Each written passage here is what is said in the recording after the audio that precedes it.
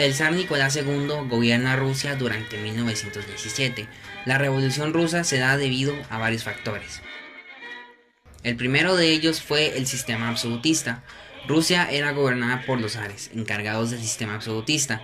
Este sistema se refería a aquel en donde no había división de poderes y el zar tenía el control de todo, mientras que la economía iba encargada al pueblo.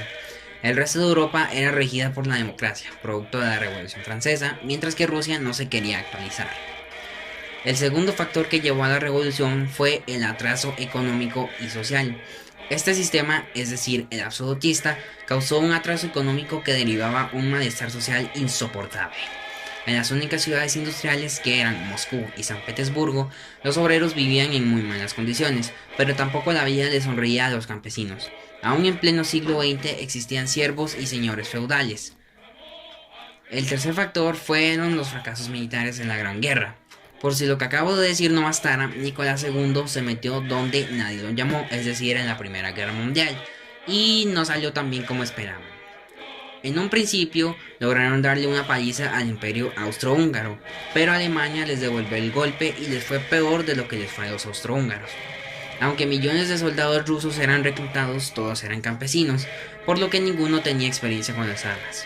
Las familias de estas personas sabían que si sus hijos o maridos eran reclutados, probablemente jamás regresarían. Inciso 1.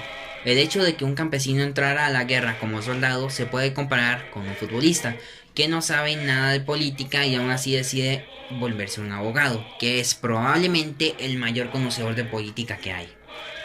Inciso 2. Aunque se considera que la revolución ocurrió en 1917, en 1905 ya se había hecho un intento de revolución, el cual salió muy mal, haciendo que alrededor de 130 personas murieran. El cuarto factor que llevó a la revolución fue la mala imagen de los zares que tenía el pueblo, aunque casi todo fue por culpa de Rasputín. Si todo lo anterior que mencioné no bastó, aún falta lo peor.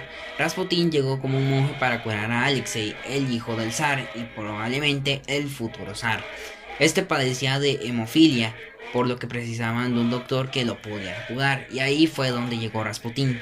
Este, al ver que Alexei sufría de recaídas de vez en cuando, decidió aprovecharse de ello, y poco a poco se ganó la confianza del zar, así como de su familia, a tal punto que se quedó a vivir con ellos en el Palacio del Invierno en San Petersburgo. Incluso se acostó con la esposa y las hijas del zar. Quién sabe hasta dónde llegaría su poder.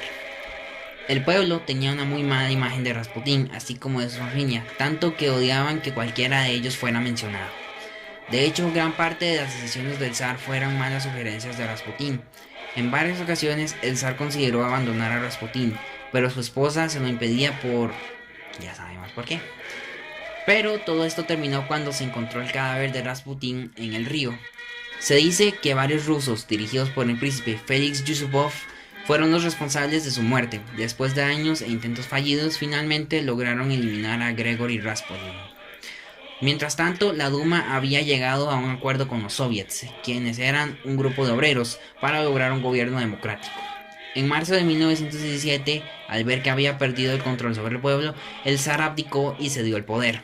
Después de esto se crearon varios partidos políticos divididos en dos bandos: los burgueses, que querían el mismo régimen del resto de Europa, y los revolucionarios, que querían un gobierno hecho por y para los obreros. Estos últimos se volvieron a dividir en mencheviques y bolcheviques. Los mencheviques querían cambiar las cosas por medio de elecciones, y los bolcheviques querían llegar al poder cuanto antes. Los burgueses, quienes tuvieron el poder en un principio, dejaron que el ejército continuara con la guerra, causando muchas más muertes hasta que regresara Lenin de su exilio.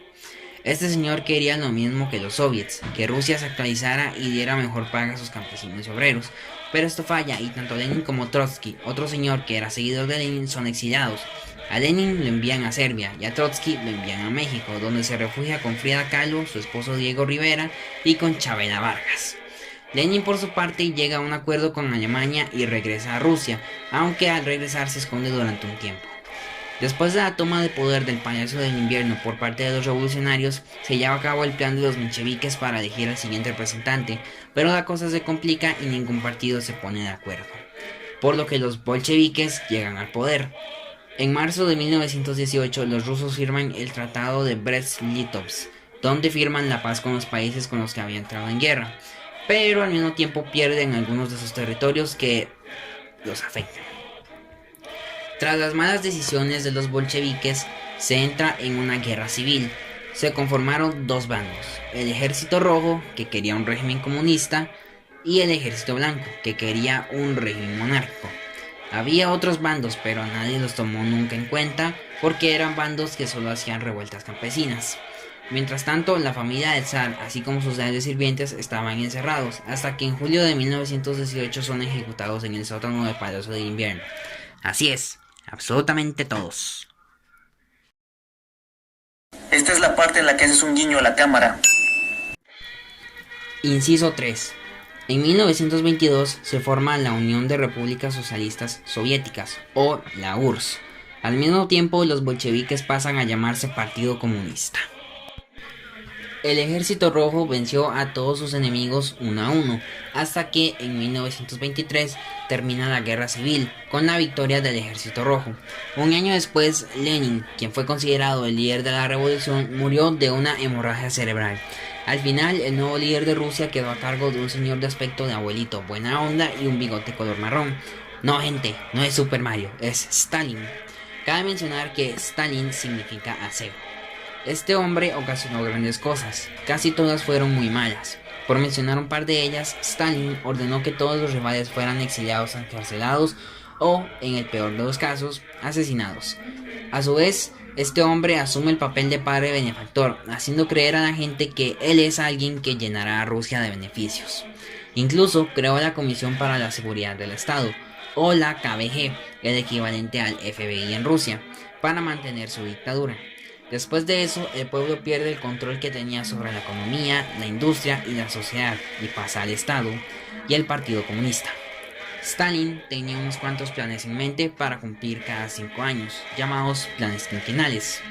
Dichos planes eran eliminar los elementos capitalistas, aumentar la industria nacionalizada, aumentar la producción de energía eléctrica, obligar a los campesinos a dejar sus tierras y formar granjas colectivas, mejorar los medios de transporte y la producción de petróleo, desaparecer la propiedad privada, desarrollar maquinaria pesada y no solventar las necesidades de alimento y vivienda. Inciso 4. El marxismo fue un sistema económico y político basado en las ideas de Karl Marx y Friedrich Engels, que rechazaba el capitalismo y defendía la construcción de una sociedad sin clases ni Estado. El marxismo-leninismo se convierte en una doctrina religiosa en 1922. Los planes quinquenales se cumplieron, o al menos una parte. De 1928 a 1932 se realizó la reforma agraria para elevar la industria. Para ello se llevó a cabo la colectivización de la tierra, lo que ocasionó que aumentara la producción de productos agrícolas, volviéndolos aptos para la industria.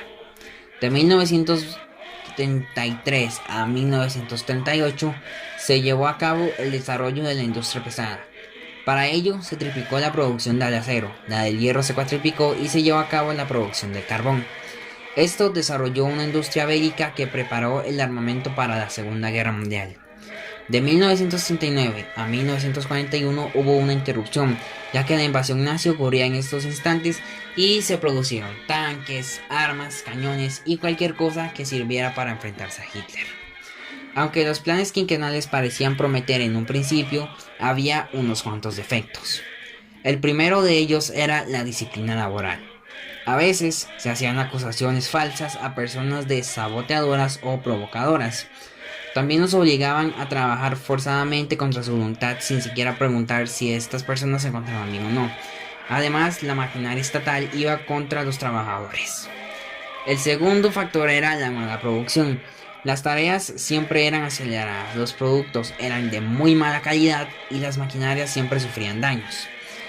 El último defecto que tuvo fue la dependencia del área agrícola, ya que los impuestos para los trabajadores siempre eran muy altos y casi todos los productos eran para la exportación.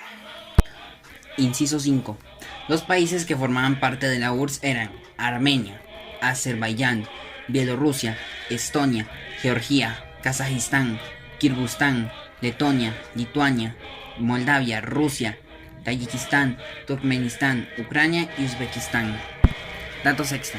Ahora presentaré algunos datos que olvidé mencionar en el resumen, o si los mencioné pero llevaban un nombre. Primero, en 1917 la revolución se dividió en dos etapas, si así se pueden llamar, la revolución de febrero y la de octubre, que en realidad fueron en marzo y noviembre según el calendario gregoriano, ya que Rusia se guiaba por el calendario juliano. El régimen provisional estuvo a cargo de Alexander Kerensky, quien era una persona X. La revolución de febrero fue la causa principal por la que el zar abdicó, ya que las manifestaciones se fueron extendiendo rápidamente por todo San Petersburgo. La revolución de octubre fue el golpe de estado contra Kerensky en el Palacio del Invierno. La capital de Rusia pasó por muchos cambios, tanto antes como durante la revolución. Primero, la capital fue Moscú, luego se trasladó a San Petersburgo. En 1914 se pasa a llamar Petrogrado, tras la muerte de Lenin y en su honor se le pasa a llamar Leningrado. Cuando cae la URSS se restauró el nombre de San Petersburgo. En 1918 la capital vuelve a ser Moscú.